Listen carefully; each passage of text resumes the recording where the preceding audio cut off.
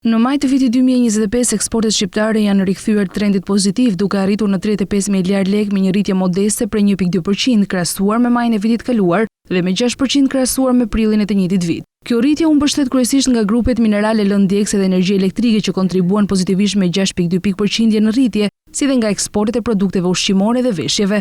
Megjithatë, një ndikim negativ në total ka patur grupi materialeve të ndërtimit dhe metaleve, i cili ka hequr eksporteve 5.8%. Për gjithë pesëmujorin janar-maj, eksportet arritën në 168 miliard lekë me një rritje vjetore prej 2.1%. Nga ana tjetër, importet për muajin maj arritën në 78 miliard lekë duke ulur me 2.1% krahasuar me majin e kaluar, por duke shënuar një rritje prej 2.6% në krahasim me muajin paraardhës. Kjo rënje vjetore është ndikuar kryesisht nga tkurrja e importeve të mineraleve dhe energjisë dhe materialeve të ndërtimit dhe metaleve. Në të kundërt janë rritur importet e produkteve ushqimore, kimikateve dhe tekstileve.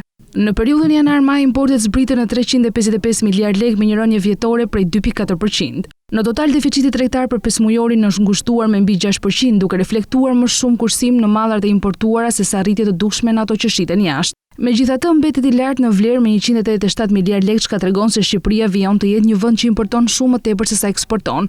Në ndarjen sipas vendeve, rritja më e fortë e eksporteve në maj është regjistruar drejt Kosovës me 51.5%, Turqisë me 53.2% dhe Spanjës, ndërsa janë të kurrur eksportet drejt Italisë, Greqisë dhe Gjermanisë. Sa i përket importeve krahas rritjes nga Kina me 25.1% është shënuar një rritje edhe nga Greqia dhe Gjermania, ndërsa Italia dhe Turqia kanë shënuar rënje. Shkëmbimet tregtare me vendet e Bashkimit Evropian janë 57% të volumit total, ku Italia mban 27% të tregut, por ndikimi i Kinës dhe vendeve të rajonit është në rritje të vazhdueshme. Kjo panoramë e përgjithshme tregon një lëvizje të ngadalë por të qëndrueshme drejt diversifikimit të partnerëve tregtar dhe një ulje të varësisë nga importet evropiane, sidomos për mallat industriale dhe ndërtimore.